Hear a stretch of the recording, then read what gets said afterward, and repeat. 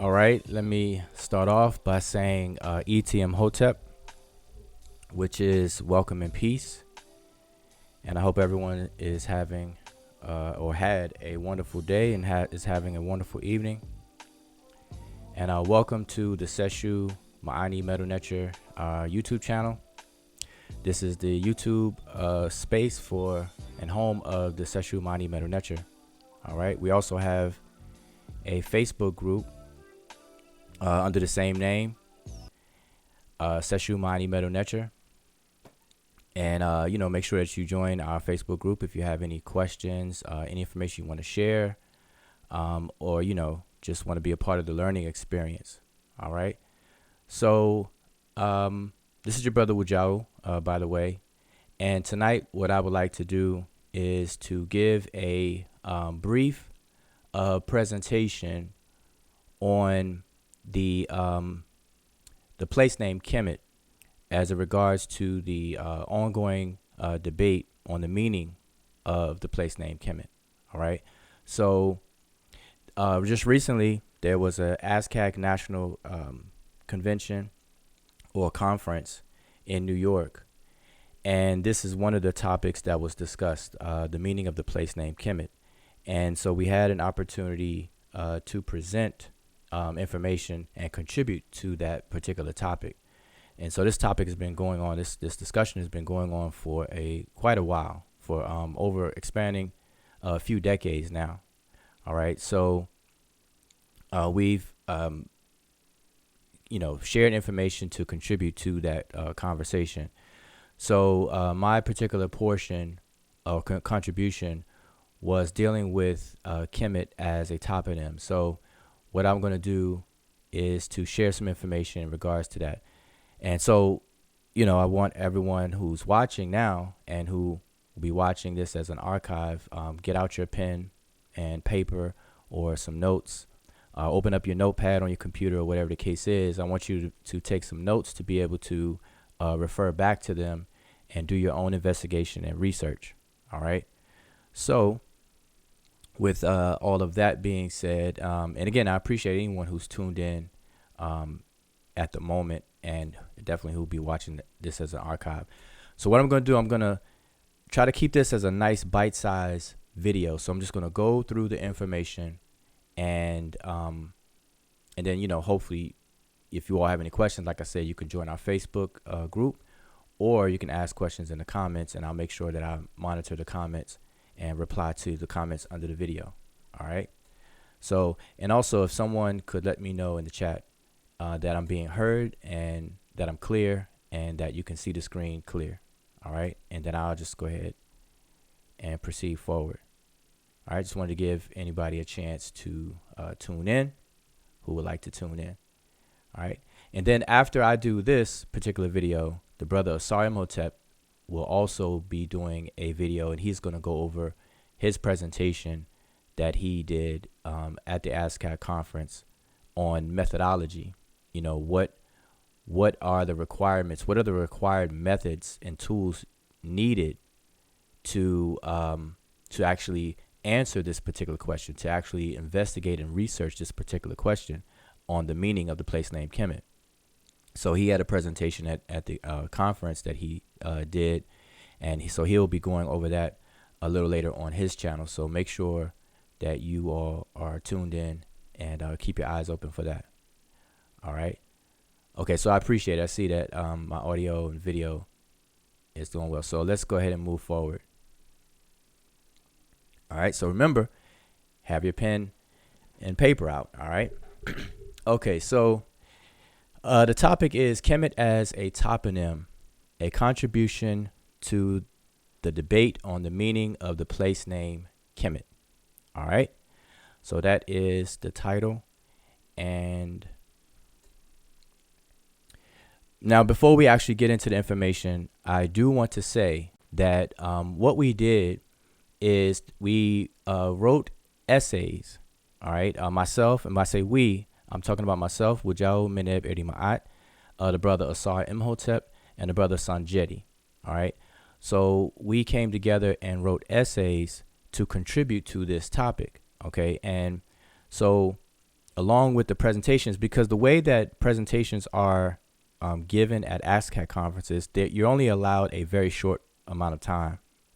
This particular conference, they gave 20 minutes, and there's no way possible that you can explain pretty much anything in 20 minutes, especially on topics and discussions like this. All right. So in an effort to edify, the audience and the public, what we did, we wrote essays and we put them together into a document, and now it should be available at least by Saturday. All right. So this book that you're seeing or picture that you're seeing on the left hand side is the cover of that particular document. All right. So it ended up being a small book size. And so it'll be available on Amazon. Should be this coming Saturday. It'll be available on Amazon. It'll be available on Sesh mdw-ntr.com. Again, that's Sesh mdw-ntr.com. It'll also be available on asarmhotep.com on his website. All right. So you can order it from Amazon, from Sesh mdw-ntr.com, or asarmhotep.com. All right. And that should be available by this Saturday. So a lot more information is in this text than what I'm going to go over within this video. What I'm going to do in this video is be brief as possible, but try to explain a few things without skipping. All right, but more detail is contained in this particular document. And then on the right-hand side are publications that you all should have. Has the Egyptian hieroglyphic writing system been deciphered? That was in response to Professor Walter Williams, his claims that he made that it wasn't. And so we wrote a text to refute all of his claims. The book to the right of that is Simplified Sesh Netcher Penmanship, a lesson in Egyptian hieroglyphic writing. And that's book 1 in particular, written by Emiket Akul Kinshaya-Kinyi. And that particular book teaches you actually how to scribe the glyphs, the proper way, the strokes, the order of the strokes, and so on. And that's just dealing with what's called the Monoliterals. All right, that's a must-have. And then the third book at the bottom is a beginner's textbook on a beginner's introduction to Netcher. All right. So, and then there's another book that's forthcoming. And also with those announcements, the book that you do see on the left, it's only a collection of our essays for this particular conference that took place, the ASCAT conference. Now, what we plan to do is we're going to completely exhaust the topic. We're going to completely expand on the topic and really address the entire debate to where we can narrow it down to where there is no more debate. All right. And we're going to publish that soon. All right. So what you're seeing on the screen is a collection of our essays, which is a prelude to the larger text that will be coming out. All right. That will be coming out probably within a month. So I just want to give everybody a heads up and make those announcements so you can look forward to it. All right. So let's get into the information. So here is the issue and the hypotheses. Okay. So what is the issue? The issue is that there's an ongoing debate since at least the 1960s on the meaning of the place name Kemet. So remember, I said this has been ongoing for spanning a few decades now. So it's been ongoing since at least the 60s on the meaning of the place name Kemet. And we're talking about Egypt, what's called the Arab Republic of Egypt today. All right. So just to be clear on that. And so now what we're dealing with are two main hypotheses that come out of this discussion, this ongoing debate. So hypothesis 1 is that Kemet means black land. Okay. And I'm sure everyone's familiar with that. And hypothesis 2 is that Kemet means black people. All right. Now, I want to note that both of these claims assume that the root of the place name Kemet is the word kem, black, in Egyptian. Because notice that both of these hypotheses assume black because it says black land or black people. So the difference between these two hypotheses is, what is it referring to? Is it referring to the land or the country, or is it referring to people? But both of these hypotheses agree with each other on Kim meaning black. Okay, and I just want to make that note. It's important that this was assumed that it meant black. All right, so let's get into the hypotheses. So hypothesis 1, Kemet meaning black land. So this is just an example of one of the proponents of this particular hypothesis. And there's many scholars that agree or push this particular hypothesis, but here's an example. So James P. Allen is one of many scholars in support of the place name Kemet meaning black land. So to quote him, he says that the word Kemet, Egypt, literally means black, referring to the soil of the Nile Valley. This is why Egyptian uses the preposition her, on, rather than in, such as her Kemet, which means literally on the black land. And that's coming from James P. Allen, his Middle Egyptian, page 345, and it's footnote 22. All right, FN footnote 22. All right, so that's just an example of one of the proponents of hypothesis number 1. Hypothesis number 2, Kemet meaning black people, is championed by Sheikh Anta Diop, the late and great Sheikh Anta Diop at that. So he's been in support of the place name Kemet meaning black people. I have black land here. That is definitely a typo. Actually, let me change this here right now. Quick fix, easy fix. So he's in support of the place name Kemet meaning black people. So to quote him, he says, in fact, we know that the Egyptians called their country Kemet, which means black in their language.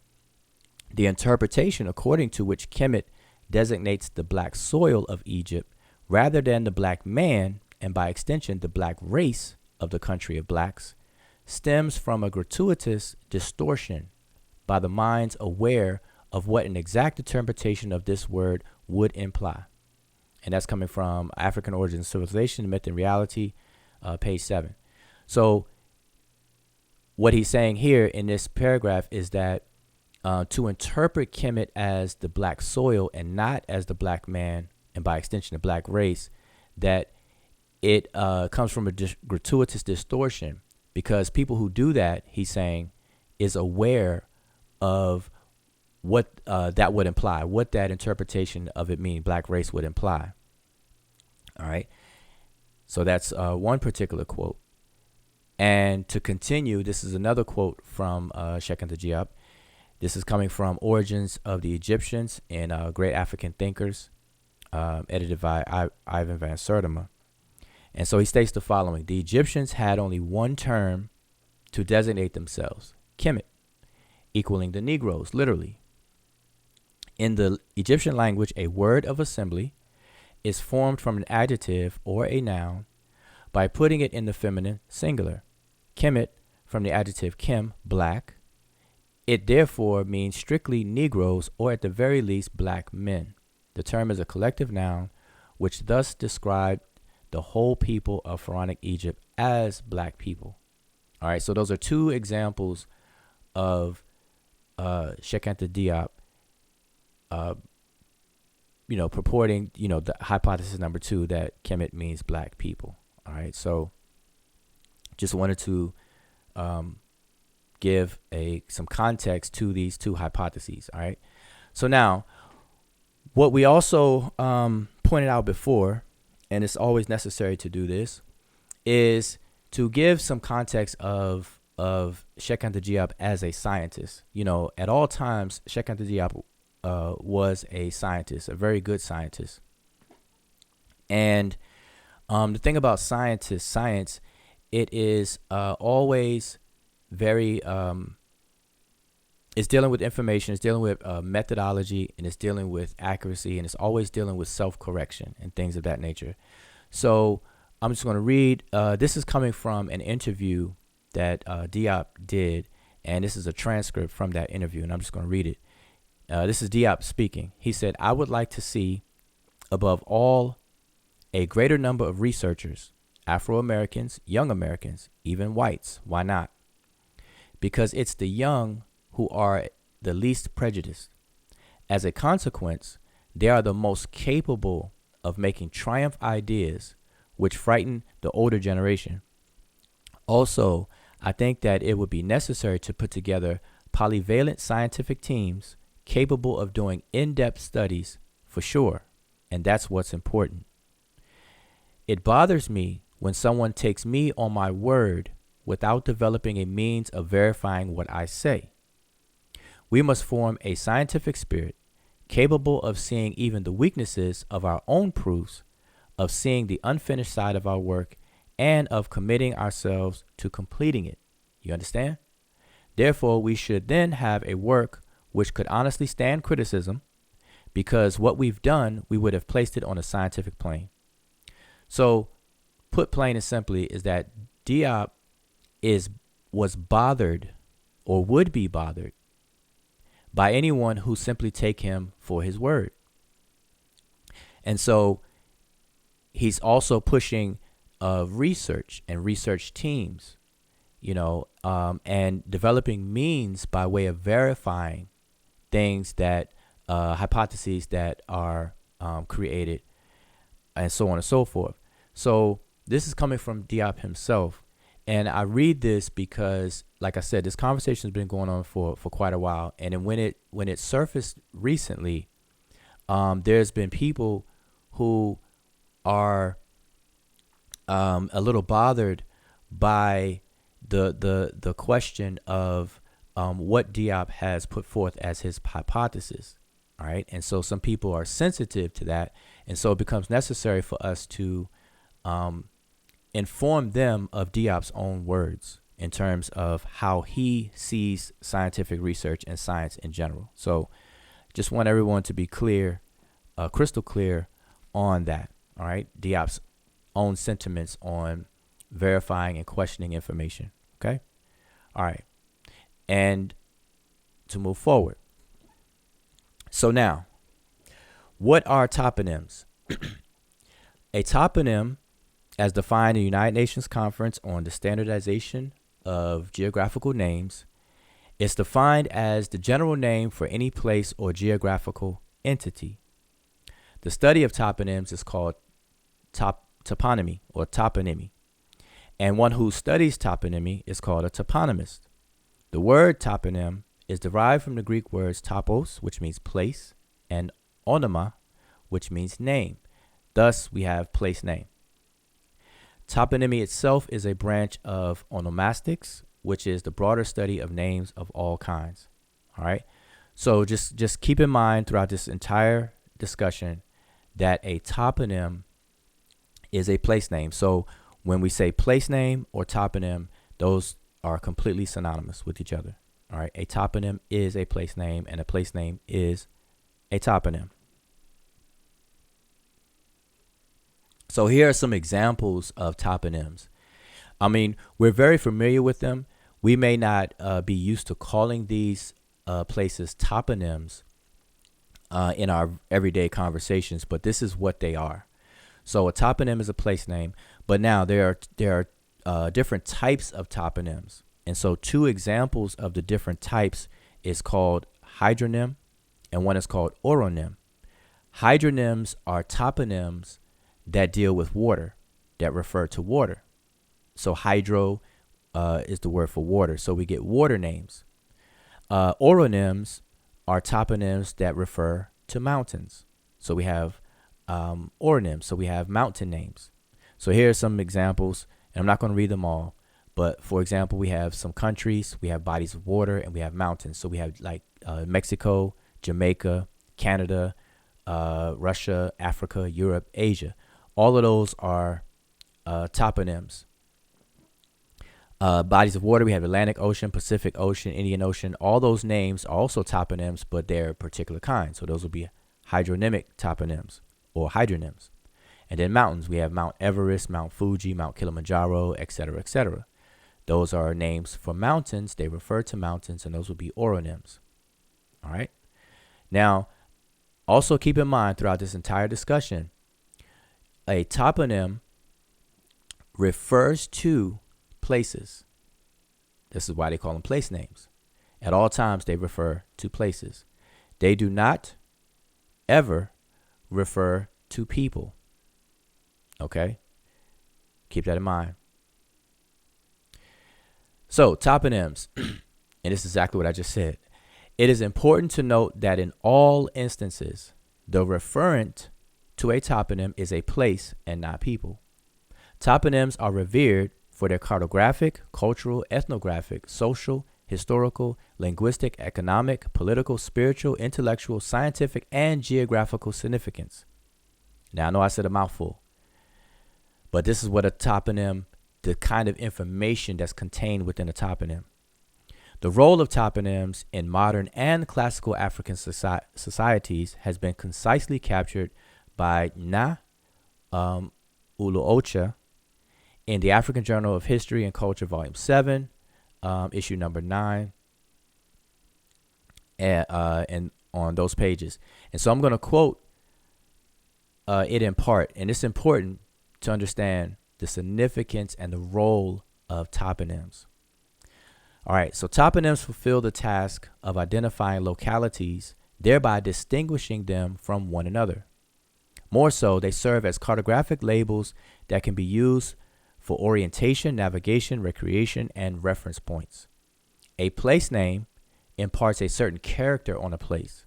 Thus, place names can also provide a glimpse of the lifestyle led by the people. For instance, geographical names can suggest that a people were settlers rather than ferocious raiders. In other words, place names could be used to judge the way of life associated with the people, whether they're sedentary or nomadic. One potent means by which they effectively encode and communicated cartographic and geographic information was by the use of toponyms. Thus, in vintage African societies, place names were not just chosen arbitrarily. They were carefully chosen to convey specific and useful meanings to the people. And it goes on to say, indigenous African place names have an enormous treasure of geographical information and knowledge inherent in them. In a typical traditional African society, place names are used to succinctly describe geographical phenomena. Roden's account of the use of place names to identify various geographical conditions and features in Uganda typifies what is obtainable in a classic African society. As observed by Roden, and he quotes, "A very prominent group of Ugandan place names are those which describe or imply the physical characteristics of an area, relief, climate, soils, hydrology, flora, fauna, and all features in names throughout the country. Often, the description is in terms of the suitability of an area for human activity, the fertility of the soil, the presence of water, reliability of rainfall, suitability for a particular crop, a river or a swamp which endangers life, the occurrence of a tree or grass species of value for house building, tool making, and handicrafts, and the presence of clay for pottery are all frequent examples. Other names suggest the type of land use, describing a prominent crop, the presence of grazing land, and so on." Okay, so all of that, now those are just several quotes from that particular article. And if you read the entire article, you know, the point of all of that is to let us know that toponyms as a word was used as a container that contained a wealth of information, and that information contained in the name pointed to geographical phenomena. You know, as the article said, it talked about, you know, the suitability of land, whether they were near water, the availability of water, a prominent crop, a prominent plant, so on and so forth. Okay, and so what was it used for? The first paragraph, it says that they fulfilled the task of identifying localities, thereby distinguishing them from one another. Okay, which brings us here to today. Now, in our modern world today, we are fortunate to have GPS, which is the global positioning system. Okay, that's what GPS stands for, Global Positioning System, and I believe it's owned by the or operated by the United States Air Force, I believe.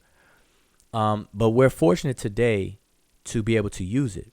So whenever we want to go or find a location or travel to a location, we just punch the address into our GPS, and then it pulls up a map. It tells us exactly where it is, and it actually even gives us directions, whether we're flying, whether we're walking, whether we're driving. Okay, so in modern times, this richness of place names, the richness of the information that's placed within place names called toponyms, we kind of disregard that today because it's not important to us today because we can rely on GPS. So it's not something that we actually think about in modern times, similar to, like, let's say the calculator, or smartphones. Before smartphones, we had to memorize everybody's phone numbers, all of our friends and family's phone numbers. Before calculators, we had to be very, very good at math. We had to make sure we were on top of our multiplication and division tables and so on and so forth. But now that we have these devices, we kind of push all those things in the periphery, and they're not as important to us. So the same things happened with place names or toponyms. But now, it was a different story in the past. So in the past, the role of a toponym was to function as distinguishing markers of locations, allowing one to know when they have arrived at one location as opposed to another. Okay? In other words, the name of a place told you something about that place that allowed you to know that you arrived at the place. And it distinguished that place from a different place. Because if I had to give you directions, even today, we still do this sometimes. If you're giving directions to someone, they're traveling, you got to give them landmarks. You say, hey, if you're coming down the road at this red tall building, it's the Bank of America building, and it's a red sign at the top. If you come there, you're going to make a left. If you pass it, then you've gone too far. So we give ideas of the surroundings to allow people to know when they have arrived at a particular location. So that was also included within a toponym, the meaning of these different toponyms. All right. So now it's worth reemphasizing that in all instances, the referent of a toponym is a place and not people. There is no toponym on earth that ever refers to people. All right. And I repeat that. There's no toponym or place name that exists on earth or elsewhere for that matter that refers to people. At all times, they refer to places. Okay? And remember our discussion, Kemet as a toponym. So now, how does that translate to us from an Egyptian or ancient Egyptian perspective? So we have what's called toponymic determinatives. Okay, now, without being too long and give a full lesson on what determinatives are, just to summarize, within the writing system of the ancient Egyptians, which is called Sesh, Medew, Netcher, most people call Hieroglyphic. Within the writing system, there are glyphs that were usually placed at the end of words.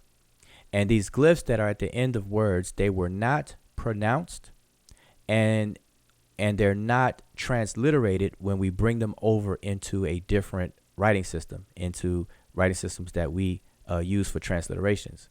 So these glyphs are mute, and so they're only there for visual references. And what they serve a purpose of is it's to alert your mind into the category or class that the word belongs to. So you may see them referred to as classifiers. And they're nicknamed determinatives because they help determine the meaning of the word, of words. Okay? So let me just give you an example.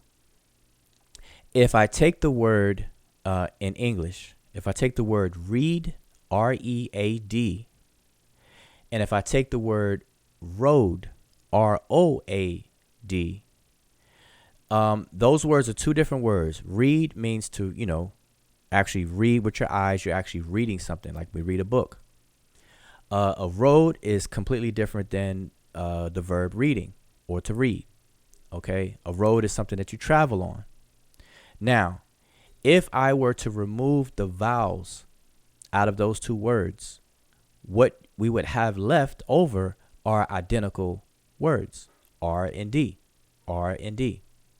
Now, if you just saw R and D on paper, you wouldn't know which word I'm talking about. So in order to help with that, I would have to add an additional letter or word or something to signify which word I'm talking about. Am I talking about the road or am I talking about reading?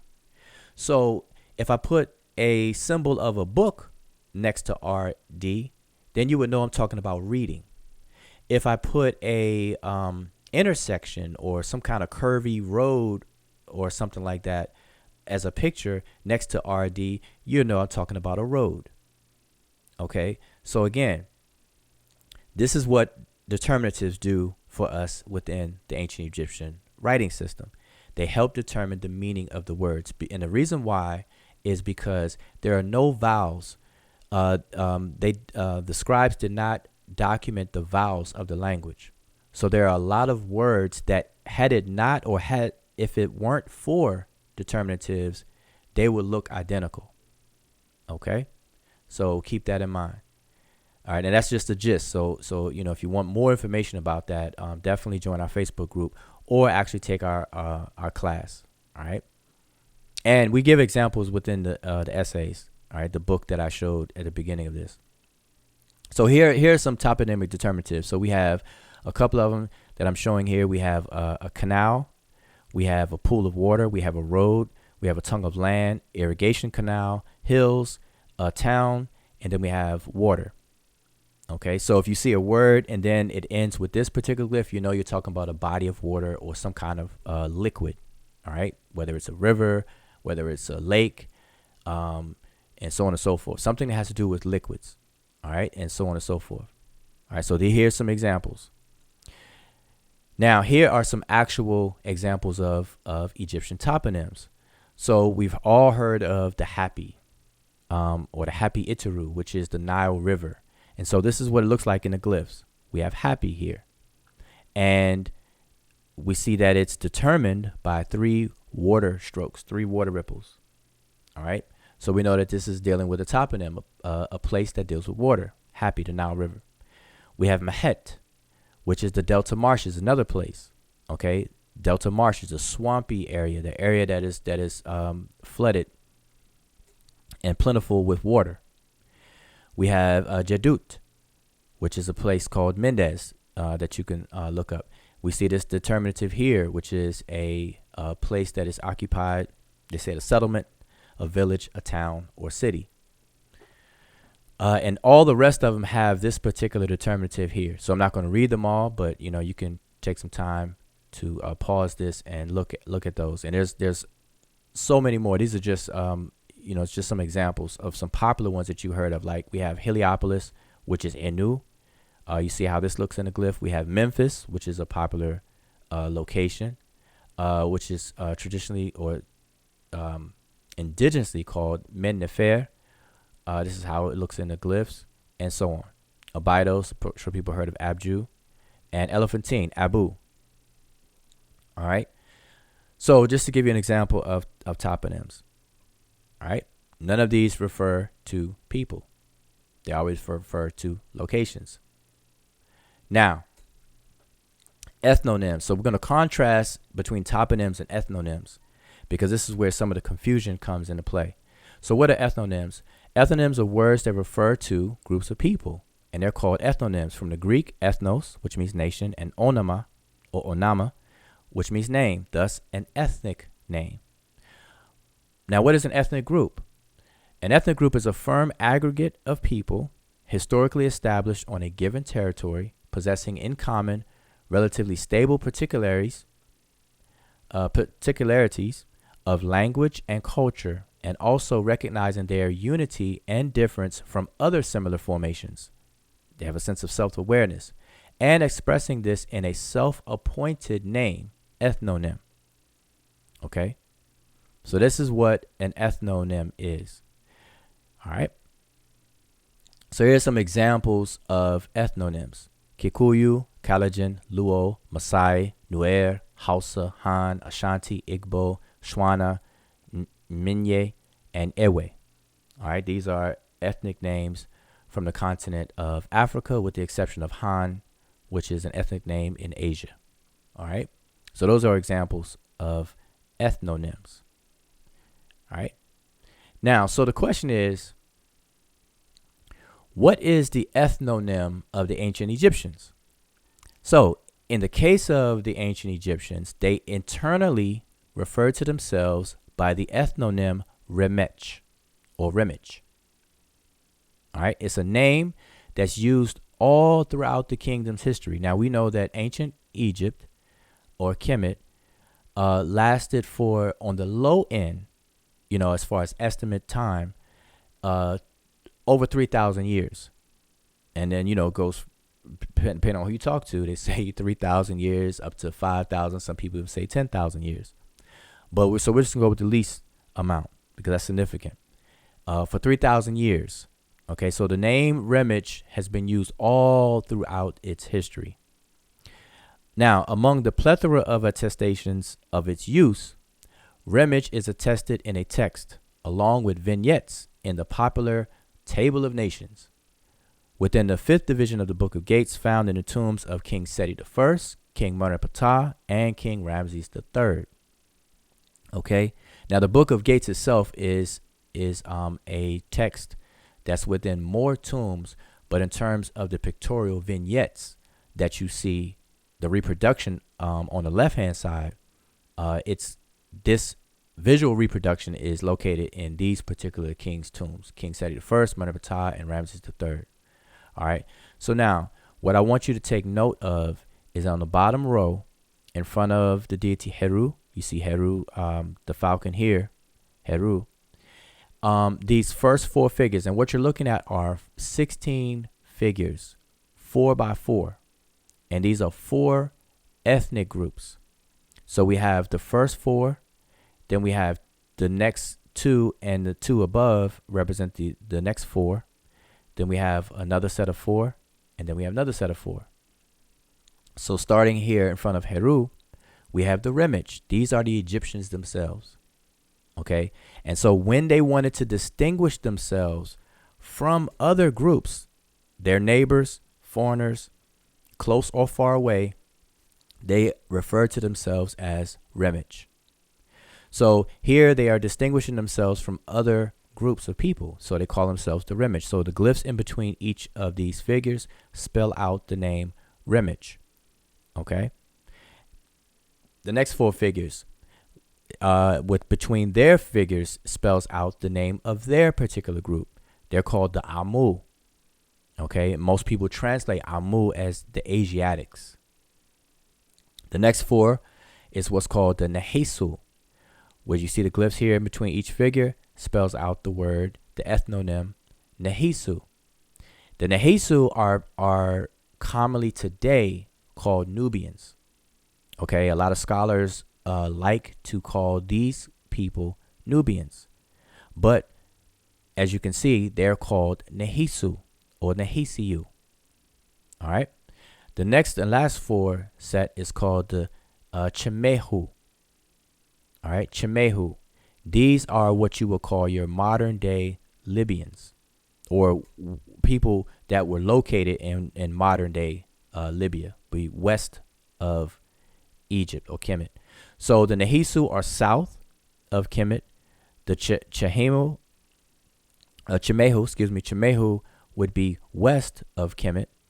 The Amu would be east of Kemet. And then the Remich would be within Kemet itself. All right. So I just want to point that out. So that is the answer to what did the Egyptians call themselves as an ethnonym. All right. Now, and the brother Sanjeti gives further information on the ethnonym.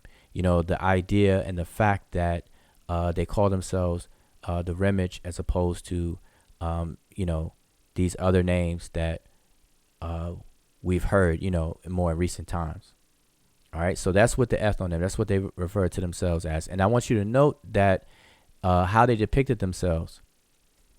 If you were to look at the Egyptian art, and you just peruse the mounds and mounds and mounds and mounds of Egyptian art that you can see available today, whether it's in museums, books, or you travel to Egypt yourself, or whatever the case is, just take a note of how the ancient Egyptians depicted themselves, especially the men. What pigmentation, how did they, paint themselves? All right, keep that in mind. And like I said, the brother Sanjeti goes into that further. So now that brings us to demonyms. So we talked about toponyms, what they were. We talked about ethnonyms and what those are. Now, demonyms. So what are demonyms? And then, by the way, demonyms are not demons as an evil spirit force. So definitely don't write that down. What are demonyms? Demonyms are words that refer to residents or natives of a particular place, and they are derived from the name of the place, and they're called demonyms from the Greek demos, which is people, tribe, and onoma, which is name. In other words, demonyms are derived from toponyms and express a relationship between a group of people and their place of origin or their place of residence, where they live or where they're from. Okay, so it connects the two. So demonyms, if you want to picture it, demonyms come in between a toponym and an ethnonym.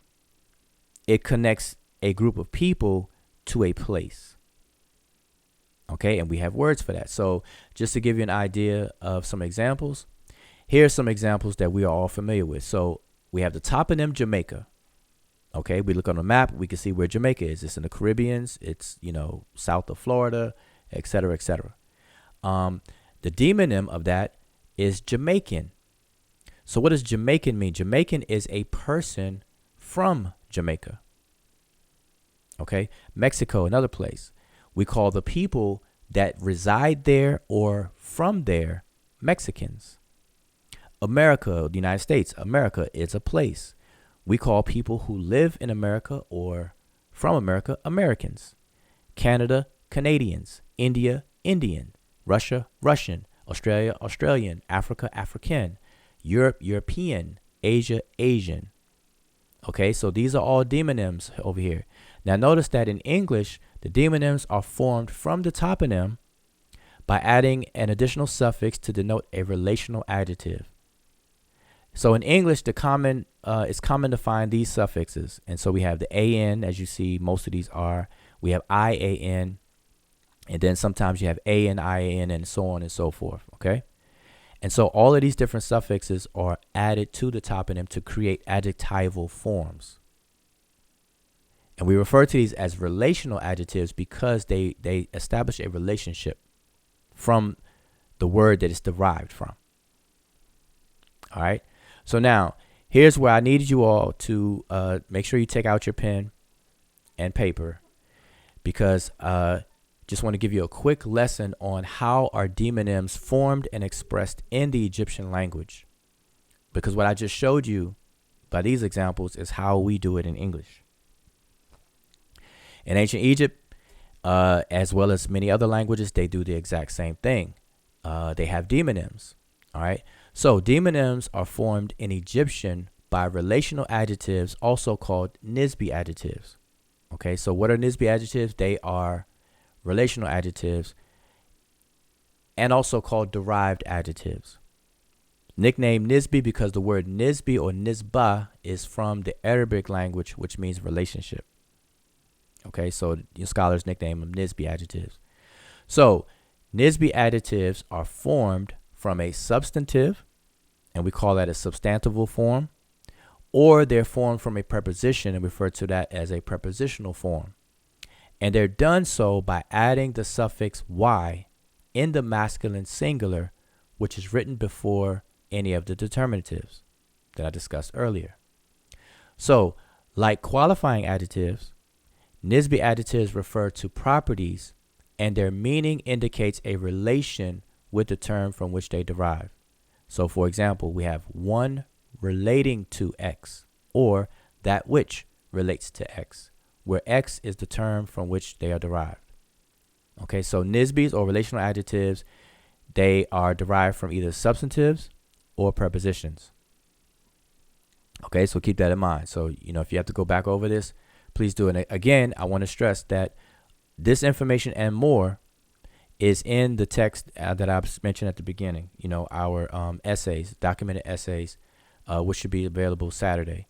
And again, we are in the near future, we're going to work on a much more expanded work where we're going to cover all of these things. We're going to cover every single aspect of this discussion about the meaning of the place name Kemet. So that's something to look forward to. All right. So we're unrolling this, bit by bit for everyone. So demonyms in Egyptian. In the case of demonyms, the NSBE adjective is derived from a substantive, which is a toponym, and also shows declensional endings for gender and number. So here's the formula to keep it simple. So we have the substantive, which is a toponym. Then you add Y, and then you have endings that will let you know the gender and number. Okay? So since NSBE adjectives indicate a relation with the term from which they are derived, it is best practice to initially translate them in English according to the following schema. And this is very important. So we either say the one or ones relating to X, or that or those which relate to X, or in the plural, that's in the singular, and then we have the plural, we have the singular and plural, one or ones, and singular plural, we have that or those which relate to X. And the reason why it's one or that and ones and those is because if you're talking about a person, you're not going to say that. You're talking about a thing. So this is, between persons or things. And so the bottom is the same thing, except instead of saying relating to, we say pertaining to. So these are interchangeable. To relate to something or something being pertaining to, it means the same thing. They're synonymous. Okay. So that's the difference. Now, at no time do we say one who is X or that which is X.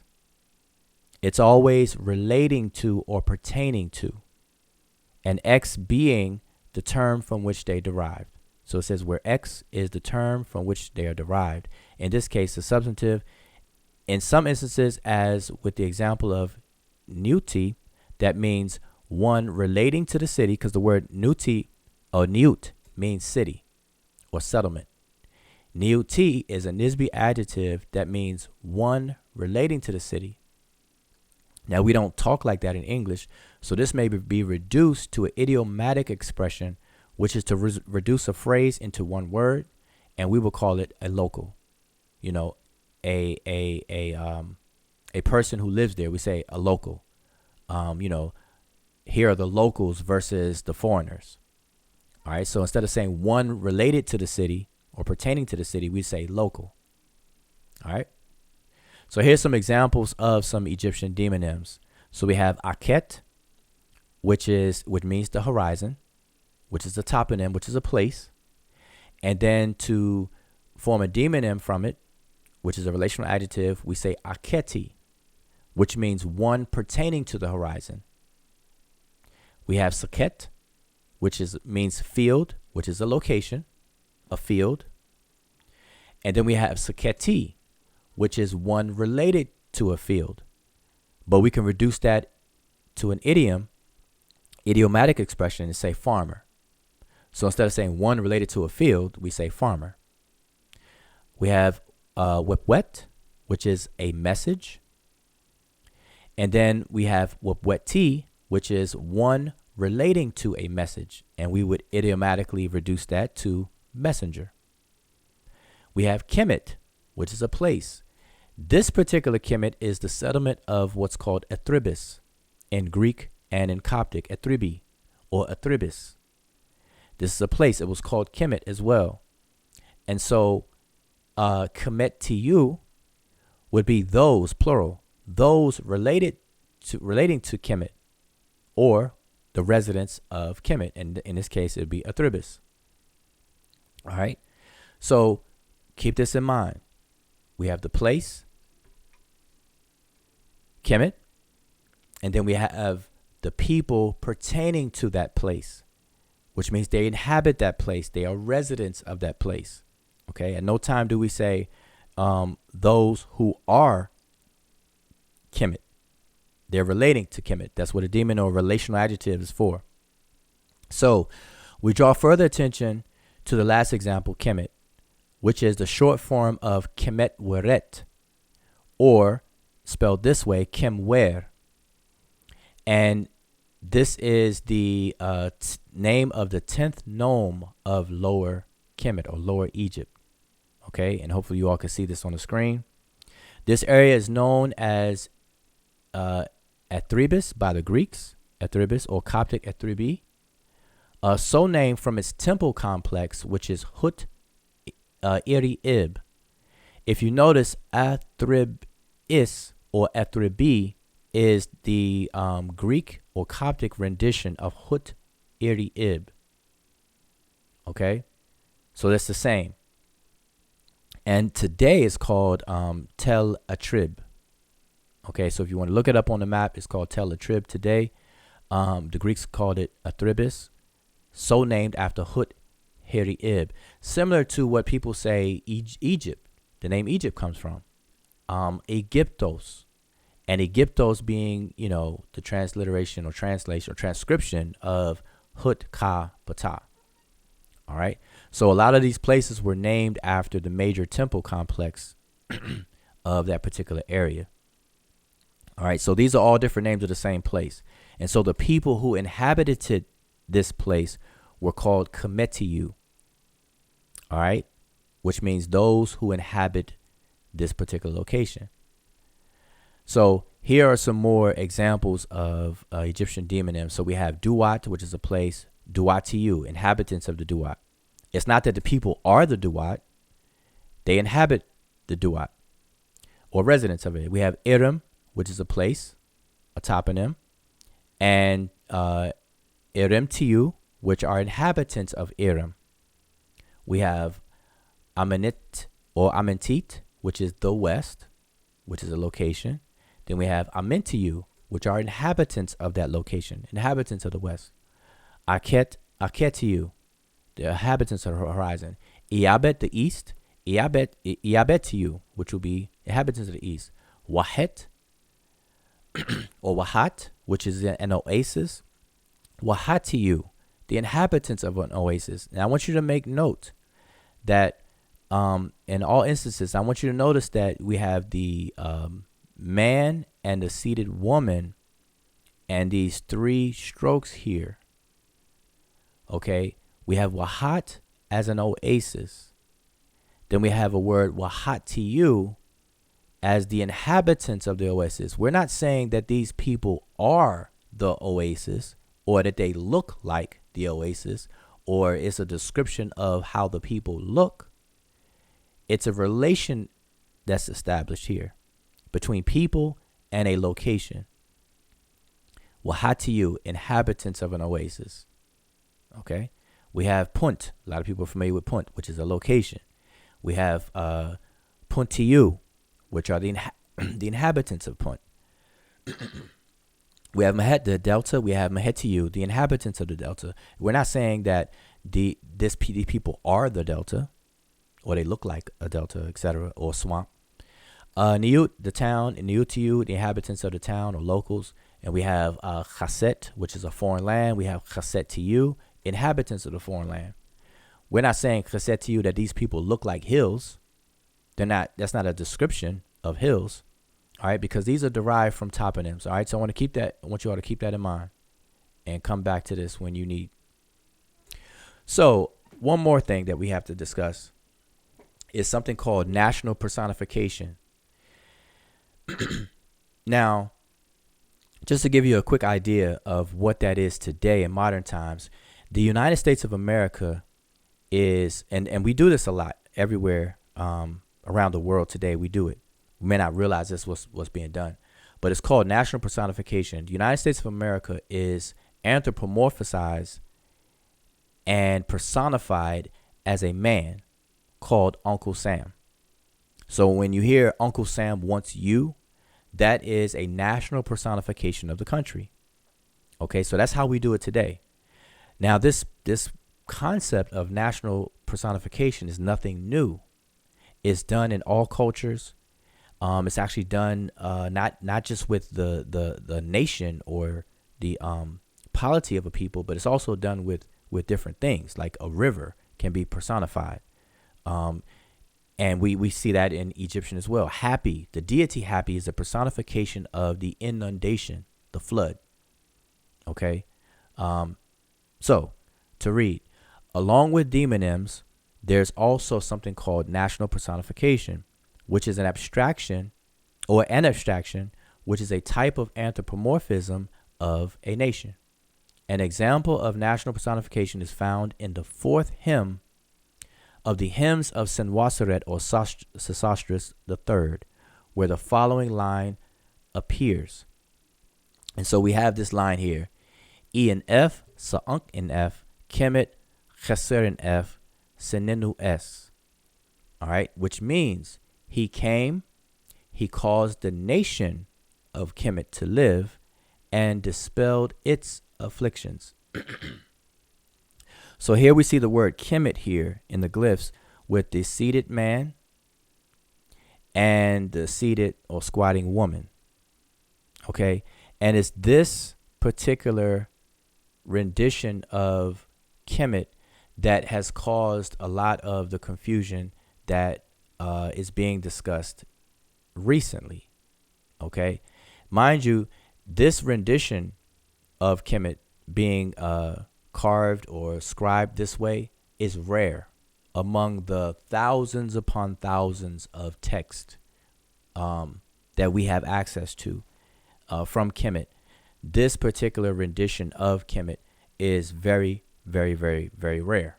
It actually happens 2 times within this particular text here. But here's a particular line, and this is an example of national personification. Okay, and so to kind of blow this particular line up, here is the breakdown of this particular line. We have E and F, which is past tense, he came. Okay, we have Sa'unk and F, which is he caused to live, or he enlivened. And then we have Kemet, which is the nation of Kemet. And then we have Cheser and F, which is to dispel. He dispelled, to do away with, push away, to dispel. And then we have Shenenu and then S, which are to be afflicted or afflictions. Okay.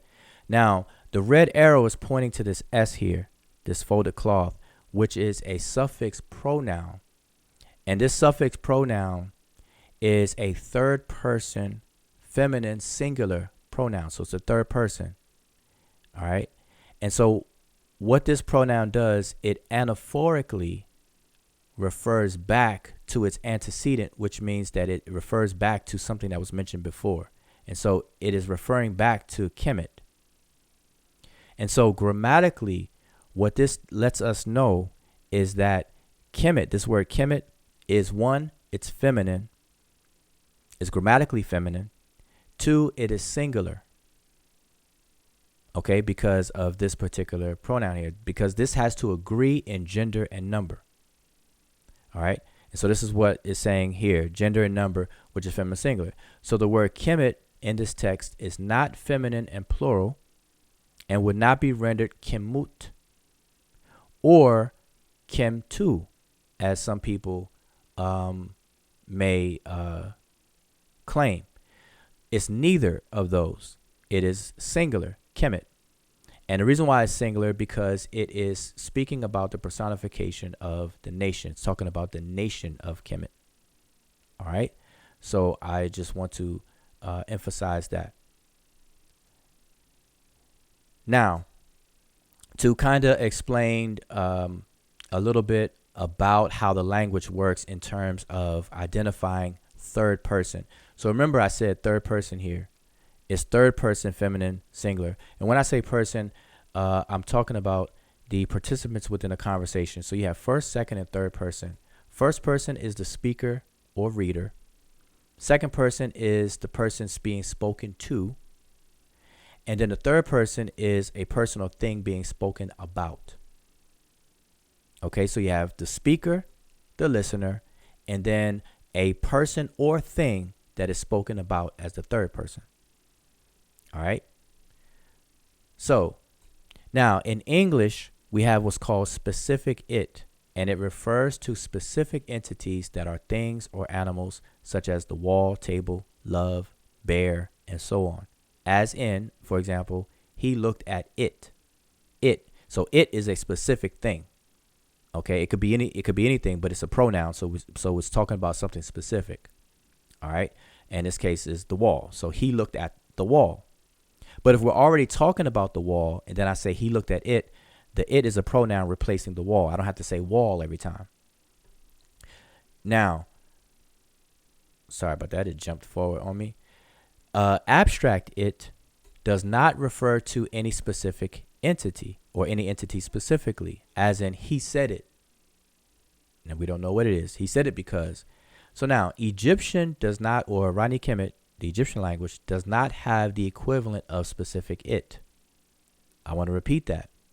The Egyptian language does not have an equivalent of specific it.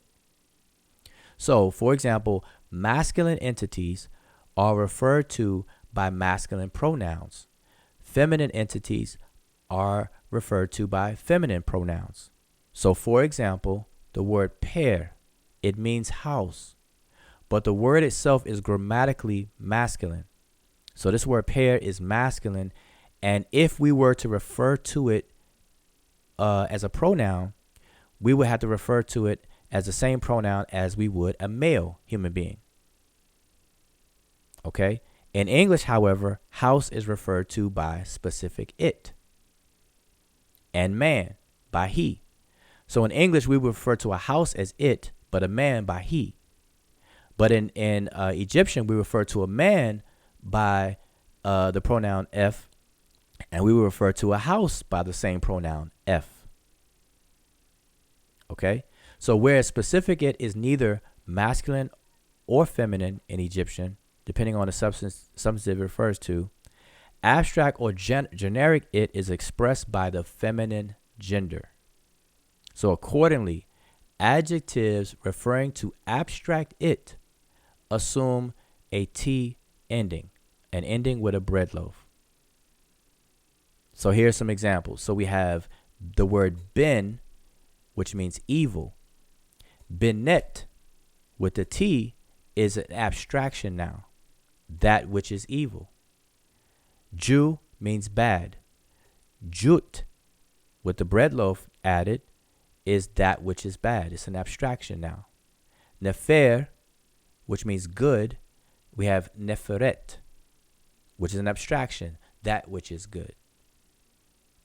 Okay, so just to kind of repeat, because like I said, in a limited amount of time, you would, this would take, some studying and some other prerequisite information, but just not to confuse anyone, I just want to reiterate that in English, if I refer to a house and a man by a pronoun, there would be two different pronouns used.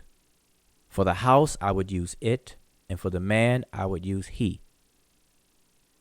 In Egyptian, a house and a man is expressed using the same pronoun, the masculine, third person masculine pronoun, which is F. So if I say house, I would say F. He or man, I would say F. But in English, house will be it and the man will be he. So Egyptian does not have the specificity or specific it. It has the generic it or abstract it. And so what people who don't understand that principle, they would refer to these pronouns, especially the third person pronoun, as what they would like to call ambiguous. But they're not ambiguous. All right. It's just we have to have this understanding of the difference. All right. And like I would encourage people to actually take the grammar, understand the language. So that brings us to a last comparison, something called eponyms. So what are eponyms? And we're talking about a lot of nyms here, and I'm going to summarize before I conclude. So what are eponyms? Eponyms are words that refer to a person, place, or thing after whom or after which something is named or believed to be named. Okay, it comes from the Greek word epi, which is upon or called after, and then onyma, which is name. So we have eponymic toponyms, which means these are places, because toponyms is a place name. These are places that are named after a person. So, for example, the Philippines. Now, the Philippines is a place, but it's named after a person, Philip II of Spain. And it refers to the place and not the person. So when you say Philippines, you're not expected to go find Philip. When I say, hey, let's go to the Philippines, you're not saying, hey, let's go to Philip. I want to see Philip of Spain. You're talking about a place. So refer to it as an eponymic toponym. So an eponymic hydronym, remember hydronym is a toponym, a kind of toponym that deals with a body of water.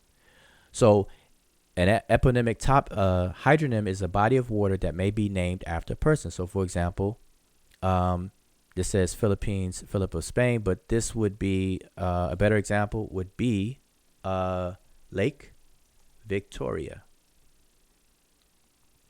which would be named after Queen Victoria. Okay. Quick fix as an example.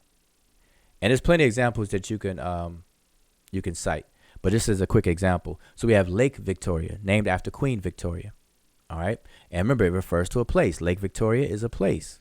It's not a person, but it's named after a person. We call that an eponymic hydronym.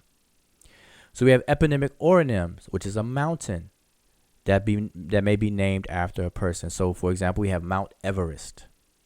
That's a place. That's a mountain you can climb, but it's named after Sir George Everest. You're not going to climb Sir George. You're going to climb a mountain. Okay, so it refers to a place and not a person. Then we have eponymic ethnonyms. And remember what ethnonyms are. Ethnonyms are names of a group of people. But groups of people can be named after a person, but the name itself does not refer to that person. It refers to the group of people. So a people may be named after a person. So for example, a popular one, Israelites. It's named, this people are named after Israel, which was the name of Jacob. All right, Jacob changed his name to Israel, and then a group of people was named after that name, Israel, and became Israelites that people are familiar with the Bible. Okay, so it refers to a group of people and not the person of whom the group was named.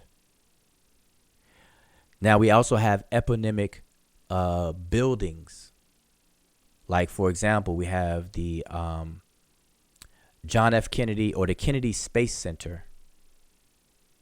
Now, if you go to the Kennedy Space Center, you're not expected to go to John F. Kennedy, but it's named after John F. Kennedy. Okay, so remember, these eponymic toponyms, all these things refer to locations and other things and not people. All right, that's the takeaway here. So here's some more examples. Just quickly, we have Marshall Islands, named after John Marshall. Saudi Arabia, named after Mohammed bin Saud. We have Austin, Texas, named after Stephen Austin. Berkeley, California, named after a person named George Berkeley. Pittsburgh, Pennsylvania, named after William Pitt. Martin Luther King Jr. Boulevard, named after Martin Luther King Jr. Malcolm X Boulevard, named after Malcolm X. Kennedy Space Center, John F. Kennedy. So to kind of do a quick review, so we have onomastics, which is the study of names of all kinds. That's what you see at the top. Under this field, this broad field, we have the study of place names, toponymy. So toponyms themselves are place names, and we have two kinds shown: hydronyms, which are names of water, oronyms, which are names of mountains. But these are all places. Okay, never people. Never ever refer to people. Only places. We have demonyms. Demonyms are the names of people from which the name of the place or residence. So a demonym connects the people to a toponym. They are derived from toponyms. And then we have anthroponyms, which are names of human beings in general, but specifically we have groups of people called ethnonyms. They're ethnic names. All right. And so we have what's called an endonymic and exonymic ethnonym. Endonymic simply means that they name themselves. So the Rimage named themselves the Rimage. That would be an endonymic ethnonym. Exonymic ethnonym are externally named. So, for example, we call Chinese Chinese, but the Chinese people themselves don't call themselves Chinese. And you'd be surprised at a lot of exonyms that exist out here that we call people that don't call them those things themselves. All right. So that's the only difference between these two. Endo means internal or self named, and exo means outside or externally named. Okay. And then eponym, we just went over. Eponym is a person, place, or thing after whom or after which something is named. So what is the conclusion? Now, concerning hypothesis 2. Now, again, I'm only dealing with hypothesis 2, Kemet meaning black people. At all times, we're talking about the place named Kemet. So that, at the very beginning, should let you know that hypothesis 2 falls flat on its face simply because toponyms never, ever, ever refer to people. They always refer to places. So Kemet can never refer to people because we're talking about the place name, the name of the kingdom that we affectionately call Kemet today. Now, we understand that the name of the ancient kingdom of Egypt as Kemet is a toponym, which refers to places and locations, not people. This effectively rules out the possibility of the place name Kemet referring to black people. Names referring to groups of people and not places are called ethnonyms, be they endonymic or exonymic. In other words, whether they're self-named or externally named. When referring to themselves, the ancient Egyptians called themselves by the ethnonym Rimage, which means the people, by the way. And a lot of indigenous people call themselves the people, in their language. To express their relationship with the kingdom of Kemet or their nationhood, the ancient Egyptians used the genitive phrase Rimage ni Kemet, which means the people of Kemet, which is also preserved in Sahidic Coptic as Rankemi. Demonyms are used to express a relationship with a place or location, as in a place of origin or residence. In Egyptian, this is formed using relational adjectives, also known as nisbis, which in the case of Kemet is rendered as a variation of Kemetiu this way or Kemetiu this way, which are the inhabitants of Ethribis, as it is attested. Now, concerning hypothesis 1, which is Kemet referring to black land, we come to understand that no scholar has ever made an attempt to prove that the Kem in the word Kemet means black, using sound and established methods in the field of etymology. And this is where Sarimotep comes into play. Like I said, he is going to discuss tonight the methods in which to tackle this particular question that no scholar has ever done. No one has ever shown that the Kem in Kemet is the Kem coming from the adjective meaning black. That was just always assumed, and then from that initial assumption, it was just parroted throughout academia, throughout scholarship, and so on and so forth. All right, so that's concerning hypothesis number 1. But hypothesis 2 is completely ruled out just based on a common principle of what toponyms are. And I have always said in this discussion that people are ignoring the very fact that Kemet is the name of a place, not the name of people. The Egyptians called themselves the Remich. So the question becomes, after all of this is said and done, what does Kemet mean? This is what people ask us all the time. And like I said, there's a lot of information that I'm skipping, and for the sake of keeping this video, some kind of bite size. The answer to that question, the ultimate answer to that question is Kemet, the kingdom of Kemet. The word Kemet, when used for the kingdom of Kemet, it simply means the riparian country. And if you're not familiar with what a riparian country is, or what the word riparian means, I give the definition here. A riparian is something related to or situated on the banks of a river, related to wetlands, or adjacent to rivers and streams. So remember what I said about toponyms and the richness of everything that has to go into a name of a place. It has to describe its geography. It has to describe its surroundings. It has to give a hint to the lifestyle of the people. It has to give hint to the availability of water and all those kinds of attributes that are contained in a toponym. And so this is what Kemet represents. Kemet does not focus on people's skin color. Because think about it logically, and again, the brother Sanjay is going to go over this, but think about it just with some common logic.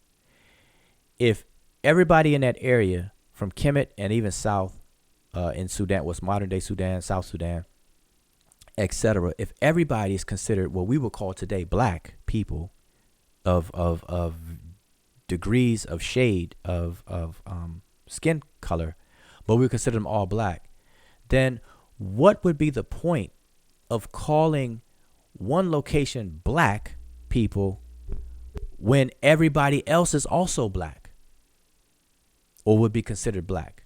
How would you find a location if the location is named black people when black people are everywhere?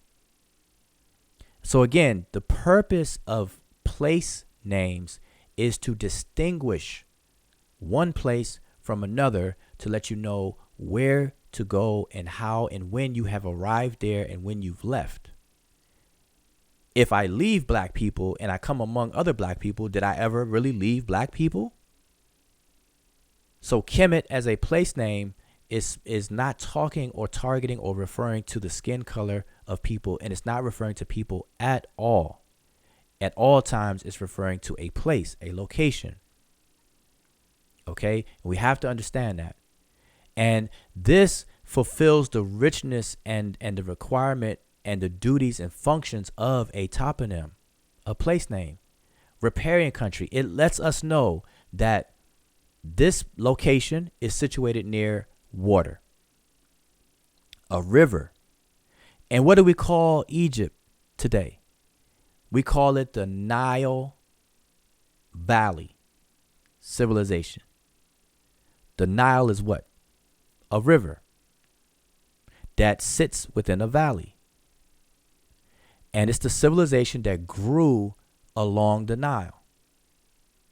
Okay? So these are the things that you have to think about. And like I said, I don't want to make this video longer than I have to.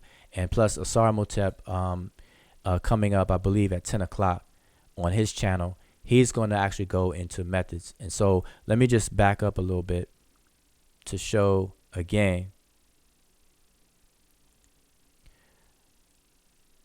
This particular text on the left-hand side is a collection of our essays for the purpose of the ASCAT conference. And like I said, we are doing a more expanded work where we're going to cover every single detail about this question.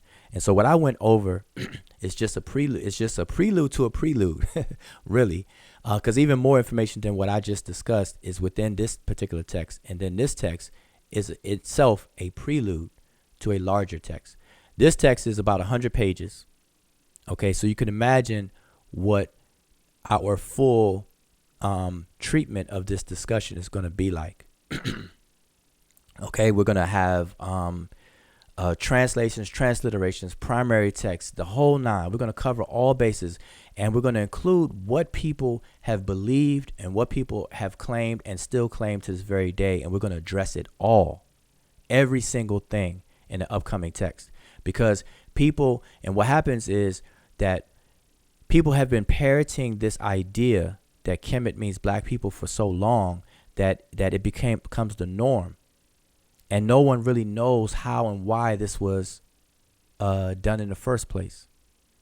And so just to end with this, what it comes down to, the source of this particular issue, if I go and show you all this here, the source of this issue is that the European scholars, when they translated Kemet, they translated as the black country or the black land, the black country, the black country. And they say it's talking about the blackness of the soil after the Nile floods and retreats, and it leaves a black soot on the land. And so they feel that the Egyptians called their country by a geographical phenomenon, of what was left behind, blackness. So they say that Kemet means the black land. So it was Diop that used that logic. So with that logic, the European scholars are saying that these first two glyphs here, Kem, means black. And because this determinative helps us to determine the class or the meaning of the word, they're saying that this is talking about a place, a location, the kingdom itself, the country. And so if this means black, then this whole word means black country or black land. So what Diop did was he said, okay, based on that logic by European scholars, Diop saw this rare instance in this form, where you have the same glyphs, Kem or Kem, and then the T, so Kemet. But then instead of the 049, what we call the 049 glyph, which is a town, city, municipality, settlement determinative, instead of that, there are two people here, a man and a woman. And so what Diop is saying is that if Europeans' logic is that the land is black, because the word Kem means black, and then we see a determinative for a settlement or a city, a location, then this one that you're looking on the screen now must mean black people. That's the root and source of all of this. So in essence, what Diop did, he used the Europeans' logic, but just switched the referent. Instead of it referring to land or a country, Diop is saying that it refers to people because there's a switch in the determinative. And so this is where the idea originates from. So it was problematic from the beginning. Why? Is because the Europeans, of whom Diop adopted their logic, they never ever proved or showed that this Kem in the word Kemet ever meant black in the first place. Now, just to be very, very clear, there is a word black in the language that is Kem. There's an adjective, Kem, that means black. Comes from the verb kemim, which means to be black or to be dark. Okay? Kem as an adjective. That exists in the language.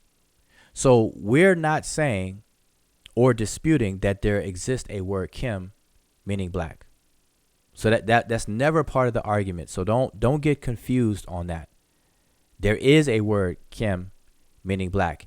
And whenever Kem as an adjective is used to describe a grammatically feminine word, then Kem has to change to a feminine also and become Kemet. So for example, just to give you all an example, the word for book is the word majat. Majat is a grammatically feminine word. Majat, it has a T. Majat. If I want to say black book, I would have to say Majat Kemet. Black as itself, an adjective is Kim, but I have to make it agree with the substantive that I'm describing. Okay, so I would have to say Majat Kemet. And that means black book. If I want to say it's red, I would have to say Majat Desheret. Red book. Because book is feminine, okay? So I want you all to understand that. But this particular Kemet is not that Kemet. Kemet, like I just gave, Majat Kemet, is a result of feminizing the adjective to agree with the word I'm describing. This particular Kemet is not feminine, becoming feminine to describe anything. This is a place name. And as I said, places, and this is why toponyms in the Egyptian language are feminine, grammatically feminine. And there's a reason why it's grammatically feminine. And this is explained within the text, but just to give you a heads up and a gist of it is because we have what's called portmanteau morphemes, which means that, like, for example, I'll give you an example to easy understand this, okay? Pronouns. Pronouns by their very nature contain portmanteau morphemes. So what do I mean by that? If I say the word he, H-E, he, what we see on paper is H-E, and what you hear me say is he. But underneath that, there are multiple things going on. One, that one pronoun indicates a person, which is third person. It indicates gender, which is masculine, and it indicates number, which is singular.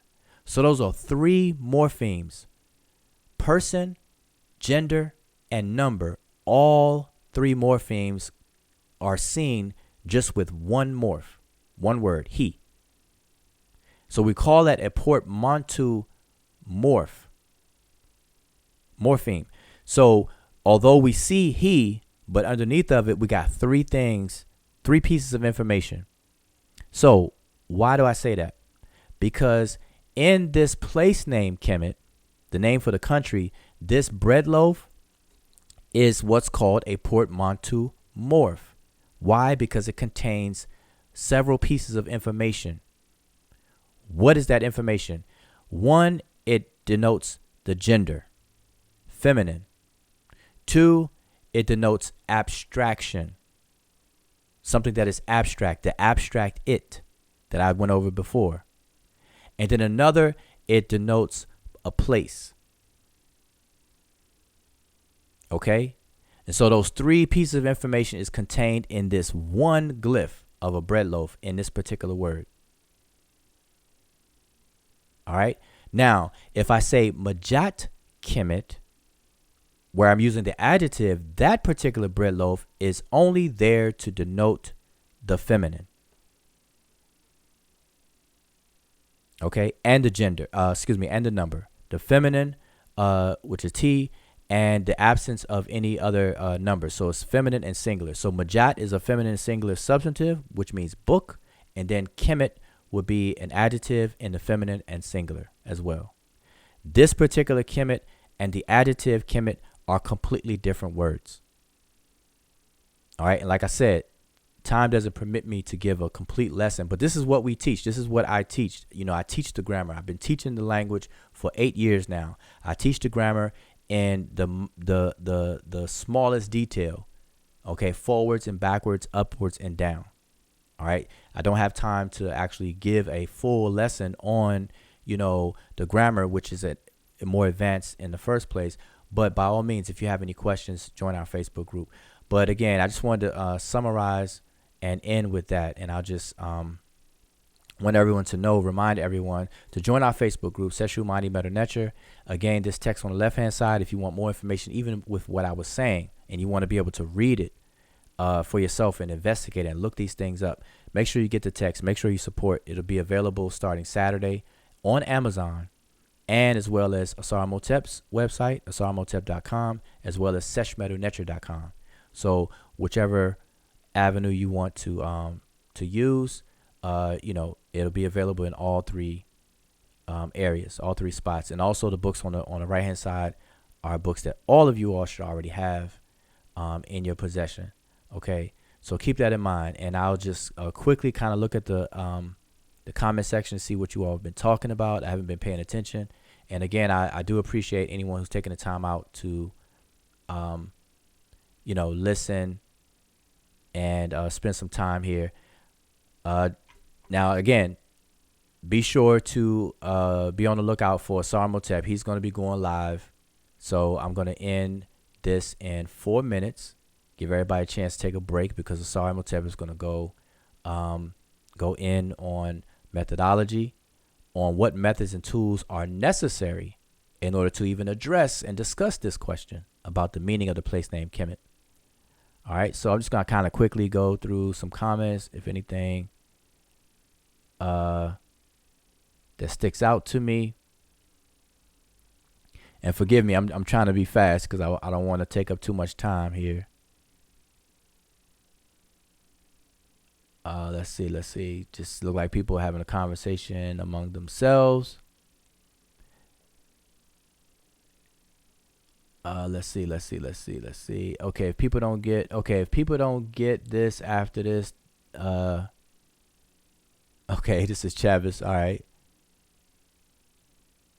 Can you answer questions? Okay, Askia, yeah, if you have any questions, real quick, I got 3 minutes. So if you have any questions right now, and I know there's a slight delay from what I'm saying to the time you hear it, but if you have any questions, just be brief as possible. Ask your question. I got 3 minutes. I'm giving 3 more minutes real quick, and I'll take some questions from the chat. All right. So while I'm waiting for the questions, I just want to reiterate a couple of things. Okay. And I have to do this. So again, at no time ever does a toponym ever refer to people. And we have to understand that Kemet is a toponym. The fact that Kemet is a toponym for the name of a place, it rules out, it excludes, it bars the word Kemet meaning black people. It doesn't refer to people. Okay. Now, can a person be described as black? Yes, because there's an adjective in the language that means Kem, that means black. Kem means black. There's other words that also have that consonant of K and M that means complete, and some other words. Okay. So you got to be careful. You got to be mindful. You have to understand how the language and how the writing system work to make these distinctions. And by the way, keep this in mind. When people bring up Coptic, this is something that that someone asked me as late as last night. What about Coptic? People ask about Coptic. There's nothing wrong with Coptic, but they were asking in the sense of, well, why don't we focus on Coptic or whatnot? And so what people have to understand about the writing system is that what the glyphs provide, Coptic cannot provide.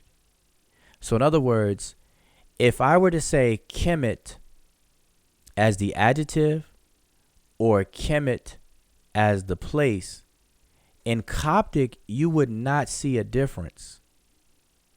Because you would see in Coptic utilized the Greek alphabet to write out the Egyptian language. And it's through Coptic that we actually see the vowels. So Kemet in Coptic is Kemi. But you lost or you lose what we call determinatives in Coptic. Coptic has no determinatives. So Coptic adds the vowels. So that's a good thing. But it subtracted the determinatives. And determinatives are technically called semantemes, classifiers. And the word semantics means meaning. These are abstract elements of meaning that's important for us to understand what the word means. And so if Coptic removed those, or it doesn't document, Coptic documents the vowels, but it removed the semantemes, whereas the hieroglyphs didn't document the vowels, but it kept in the semantemes. You see what I'm saying? So it's a big trade-off, and people have to understand that. So Kemet as an adjective and Kemet as a word for the country, it looks identical in Coptic. So you can't tell it apart. But in the glyphs, you can. If I have the 049 glyph, you know I'm talking about a toponym. You know I'm talking about a place. If I have the hair determinative, you know I'm talking about the adjective, the color black. That's the difference. All right, so real quickly, let me see. Let's see. Any questions? No, Askia, if you had a question, this was the time. Okay, she is simply unique. What is the word for black? The word for black, there's a few words, but the main word for the color black is kem, from the verb kemem, which means to be black. All right, so that's what the word is, black. But just real quickly, just to kind of let people understand, and I got to drive this point home, and then I'm going to shut it down. But I want to show this so that people get a full understanding of why it's important.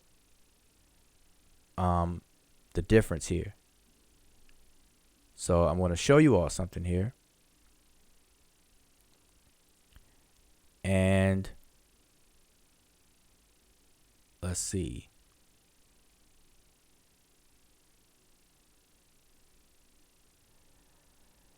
I'm going to show you all the importance of these determinatives.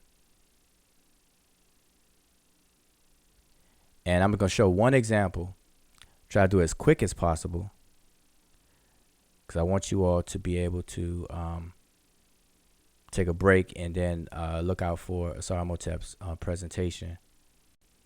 Now, mind you, also, again, and I forgot to mention this before, tomorrow night, what we're going to be doing is that Dr. Mario Beatty, who is the national president of ASCAC, he did a presentation. Okay, so he did a presentation at the ASCAC conference, and he also contributed to this discussion on the place name of the meaning of the place name Kemet. And so what we're going to do tomorrow night is we're going to address his presentation point for point. Okay, so that's what we're going to do tomorrow night. And that's why it's necessary for me to go over this tonight, because we wanted to just focus on his presentation tomorrow night. Okay, so what I want to do, I want to just quickly show you all this here and use this as an example. And I'm sorry, I'm just trying to get this on the screen here as fast as I can, so y'all will know exactly what I'm referring to.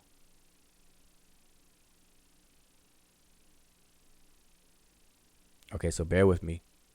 And this will be the last thing, I promise. But I hope everyone's doing good. I hope everyone understands what I'm saying. And again, you know, by all means, if you have any questions whatsoever, feel free to ask. You know, I'm an open book, and I'll take any questions, and I'll explain everything. If it's not understood, I you know, the amount of time I'm trying to do this in, it may not allow me to really elaborate as necessary. But hopefully I said enough to where you all can get it. So now, hopefully you all can see this on the screen here. I just want to make sure that this is big enough that you all can see. All right, so just real quick, I want to give you all a quick lesson on determinatives, or the importance of why it's a big deal. Okay, so what you're seeing on the screen is an example of 4 completely different words. Now, these are different words here, and they all have the first 2 glyphs are the exact same. The first 2 glyphs are transliterated as when. Okay, and the word when by itself is a verb. It means to exist. Okay, so keep that in mind. The word when, as a word by itself, it means to exist. Now, I want you to notice something. All 4 of these words start off with the exact same 2 glyphs. The hare, rabbit, and the water ripple. all 4 of them. The only difference between these 4 words is the last glyph. And this is the determinative. So now, if these determinatives were not written, you would not know which word you're talking about. So the purpose of these determinatives, which is why they're called determinatives, is to help distinguish or determine which word is meant. So the first word, when, now mind you, all 4 of these words are transliterated the same. WN, WN, WN, WN. The determinative is not transliterated and it's not pronounced. So when I say it, right now I'm saying when. So the first when means open and it's determined by a door. That's a door on its side. In case you didn't know what that is, that's a door on its side. Okay. The next when means to hurry up.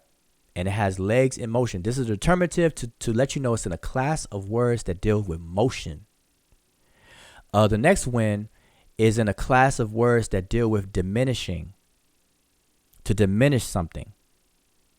And this particular when means fault or to blame. An accident, a fault, a blame. The last word is determined by hair, human hair, which is in a class of words that deal with something that could be, descriptive, painted on, pulled away. So this is why the word is to strip off. So this word when means to strip something, to strip off. So we have to open, to hurry, fault or blame, and to strip off. These are all 4 completely different words. Now, mind you, if I were to take away these determinatives, you would have no clue to which word I'm talking about. Only the context of the sentence in which I'm using the word would help you out, if that. But the determinatives helps us out immediately within this particular word. So don't ever let anyone try to downplay or diminish the importance of determinatives. They're classifiers and they're very important within the writing system. Why? Because now each of these words could very well have been pronounced differently. So this first one could be uwin. This one could be wan. The next one could be ween. This one could be wan. We would not know. Why? Because the vowels are not present in the script, in the writing system. So all we have is the consonantal skeleton of the word. So if they were pronounced different, then that opens up a whole nother conversation that would help us out. Okay, so we would pronounce it different, then we know that they're different. Okay, so just to let you know the importance of determinatives. So again, when we go back to this particular point here, Kemet, we have Kemet spelled in these 3 different ways. We have with the water channel or irrigation channel. We have the city determinative or settlement. And then we have another variation of this one without the owl bird. Okay, Kemet. And these are talking about locations, places. As I gave the examples of toponymic determinatives earlier on, these toponymic determinatives denote a place. Okay, so here are the toponymic determinatives, and here are some examples. And all these are places. And if you ever wondered, and were to look, you just look at a map. Look at the map of Kemet and all of the cities that people lived at, and look at their names. You're gonna see these toponymic determinatives next to those words. All right. So with that, I don't want to take up any more time, and I appreciate those who chose to hang out with me and listen to this presentation. Hopefully you learned and gained something. Hopefully you've at the very, very least, you gained some information to be able to look up and research. And don't forget to support and get the text. So everything I said tonight is included in this text. So I'm basically kind of giving you a trailer to this text. This text will be available by Saturday on Amazon, on seshmedernetcher.com, as well as asaramotep.com. So with that, I really appreciate it. Join our Facebook group. Oh, lastly, don't forget to subscribe to my own YouTube channel, where I kind of go in different topics. My interaction on social media and things like that. I bring up different topics outside of Kemet. Everyone knows me for dealing with ancient Egypt and the language, and as a teacher of the language, and so on and so forth. But on my own channel, I talk about a different variety of different things. All right, mainly what's in the focus. My focus has been this demand for reparative justice with the ADOS movement and so on and so forth. So make sure you subscribe to my channel as well. And again, I appreciate it. I want to say dua, which is give thanks, dua, thanks a lot. And with that, I'll say Shem Hotep, and I'll see you all next time. Be sure to check out Asar Motep's channel. I believe he's going to be going on in a few minutes. All right. So appreciate everyone, and good Nefir, which means good night. Beck Nefir to those on the other side of the world, which is good morning, and Shem Hotep.